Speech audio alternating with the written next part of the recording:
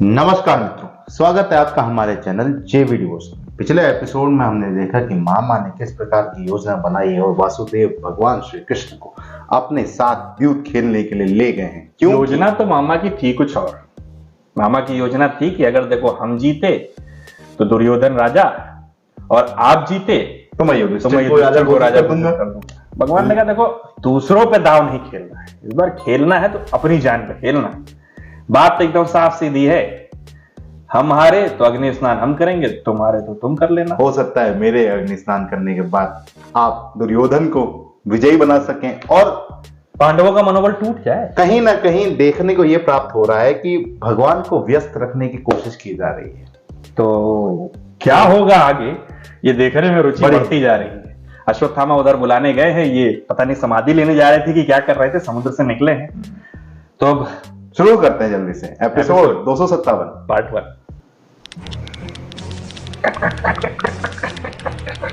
आज मामा के ताव देखने लायक होंगे भाई, देखें तो बिल्कुल।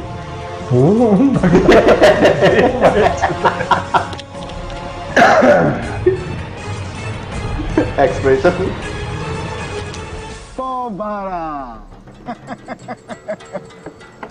अकेले खेल खेल में खुश है। मनुष्य अपने कर्मों के फल को नियंत्रण करने का प्रयत्न करता है सदा।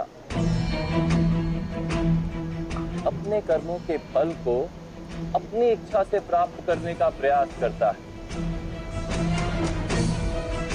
किंतु जब पासे हाथ में आते हैं तो जुआरी बिना खेले रह नहीं पाता। वो ये जान ही नहीं पाता कि उसने पासों को नहीं बांधा, पासों ने उससे बांधा है। जीवन में भी मनुष्य यही चिंता करता है कि उसे उसके कर्मों का उचित फल मिलेगा या नहीं। ये चिंता नहीं करता मामा श्री कि उसने कर्म उचित किया है करने का उचित समय है या नहीं।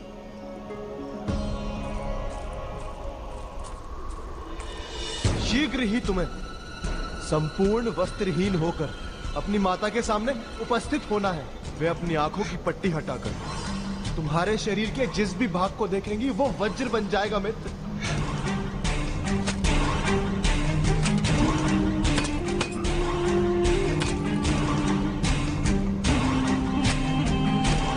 उनके पास अंतिम अवसर है।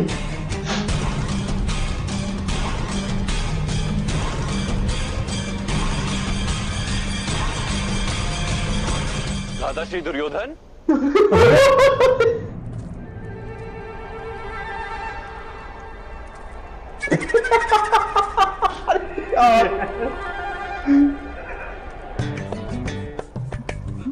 भ्राताश्री, ये स्नान का समय तो नहीं, आपके लिए संन्यास का समय अवश्य है।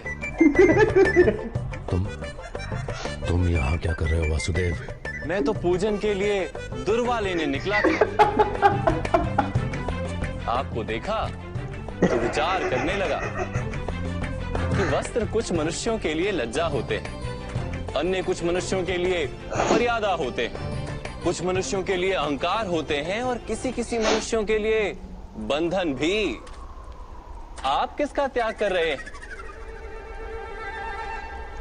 खेलिए मामा श्री। मामा के साथ तो खेल हो गया भाई। पाँव 12 चलाए रहो भगवान। लीजिए वासु, मैंने आपसे कहा था कि मेरे पास से मेरी इच्छा के अनुसार फल देते हैं,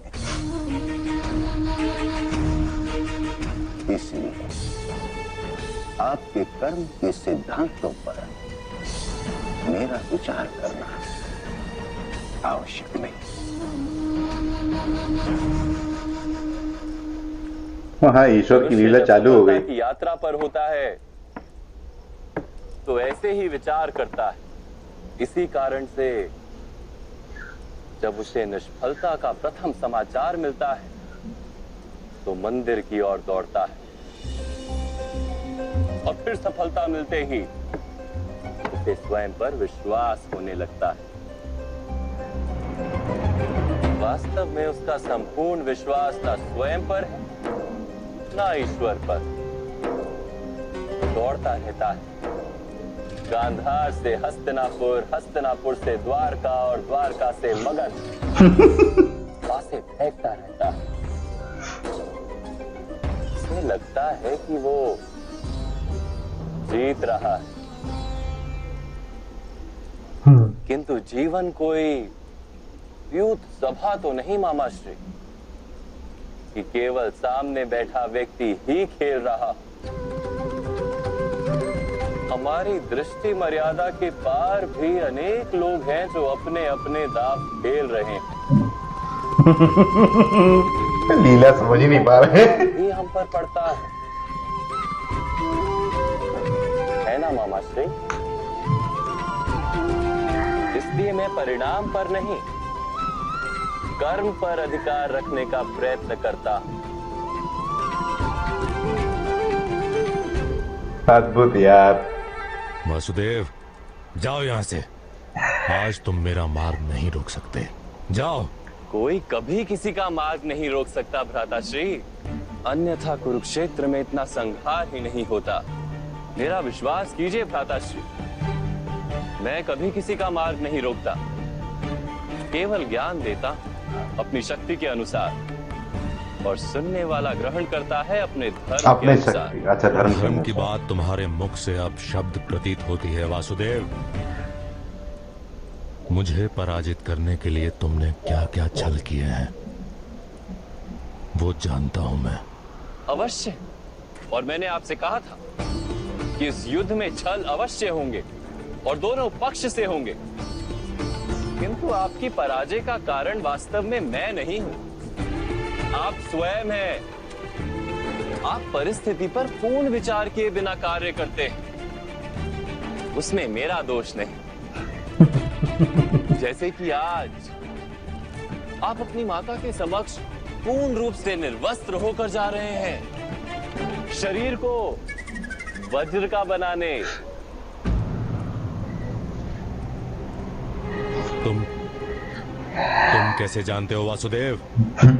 मुझे भी सब कुछ पता शास्त्र पढ़े हैं भ्राताश्री, और मैं जानता हूं तपस्या का फल किसी को सुरक्षा के लिए दान में दिया जा सकता है। और मैंने माता गांधारी को कुरुक्षेत्र में आते हुए देखा।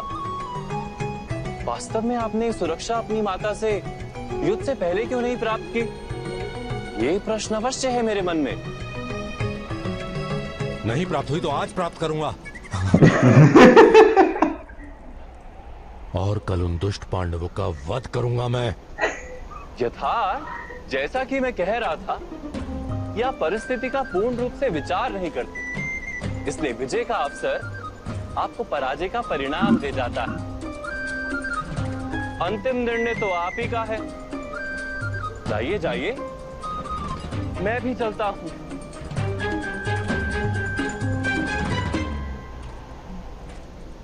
तात्पर्य वासुदेव? जानने की इच्छा हुई? अब आप इतना आग्रह कर रहे हैं बता ही देता हूं। तो बता ही देता। आप अपनी माता के समक्ष संपूर्णतः निर्वस्त्र होकर जा रहे हैं, और धर्म और परंपरा कहते हैं कि जो युवान अपनी माता के सामने नग्न होता है उसे कदाचित माता की हत्या का पाप लगता है, और ये कोई उचित व्यवहार भी नहीं। इतना बड़ा पाप अवश्य पराजय का कारण बन सकता है। विचार कर लीजिए।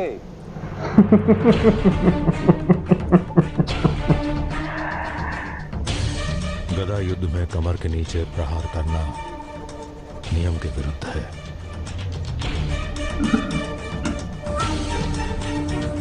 यदि मेरे कमर के नीचे का भाग वज्र का नहीं हुआ तो कोई आपत्ति नहीं,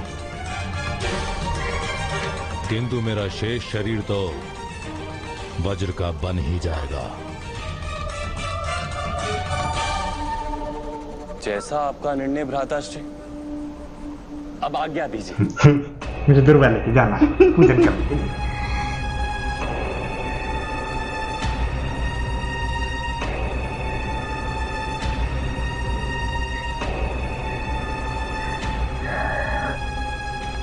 खेलिए मामा श्री, मैं एक और दाव छोड़ता हूं। आपने एक बार भी पासा नहीं फेंका है। कल अग्नि स्नान करना होगा। ये मर्म है। यदि पराजित हो गया तो तो ना अग्नि स्नान अवश्य करूंगा, किंतु दाव छोड़ने को मैं पराजय नहीं कहता मामा श्री। खेलिए। खेलने की आपकी है, मैं समझ नहीं पा रहा। दुनिया नहीं समझ पाएगी। मेरी कौन सी रीत आप आज तक समझ पाए हैं मामा श्री? कैसे मुझे बार बार पराजित कर देते हो कृष्ण? जो केवल जीतने के लिए खेलता है, उसे विजय और पराजय दोनों मिलते हैं। मैं तो केवल लीला करता हूं। लीला का अर्थ जानते हैं आप? जहां ना विजय का मोह हो और ना पराजय का भय, केवल जीवन जीने का आनंद वाह। और कुछ नहीं। ईश्वर तो सदा ही लीला करते रहते हैं और उनकी लीलाओं को समझने का कार्य इतना सरल भी नहीं, तो मामा किस खेत की मूली है। और one of the best episode था ये अभी तक का हम लोगों का एक्सपीरियंस, क्योंकि जितने भी एपिसोड्स हमने देखे, मुझे सबसे पसंदीदा एपिसोड यही आया। उसका कारण यह है कि एक ही साथ एक तो भगवान श्री कृष्ण को दो जगह देखने का अवसर प्राप्त हुआ, और दूसरा जो अपने आप को सर्वबुद्धिमान समझता है, उसकी बुद्धि को इस वक्त जंग लगता हुआ नजर आ रहा है, क्योंकि वो खेले जा रहा है, खेले जा रहा है, खेले जा रहा है, और भगवान कह रहे तू खेल खेल, मुन्ना तू खेल। मैंने जो लीला दिखानी थी वो तो मैंने दिखा दी। हाँ, आप मुझे यहाँ बात ही करना चाहते थे, वो आप कर रहे हो, वो आप कर रहे हो, लेकिन उधर लीला वो दिखा रहे हैं। मेरा काम चल रहा है, मुझसे ऊपर नहीं जा सकते आप।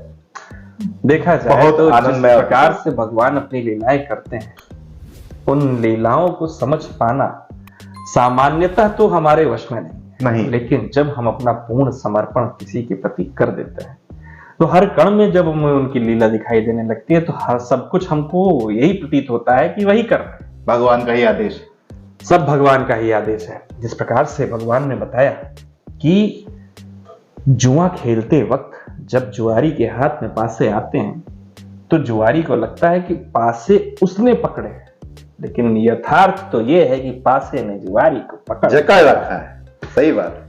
तो जिस प्रकार से लगता है कि मामा ने अपना समस्त जीवन जो है वो योजनाओं में बिता दिया, दरअसल योजनाओं में ही मामा का समस्त जीवन था।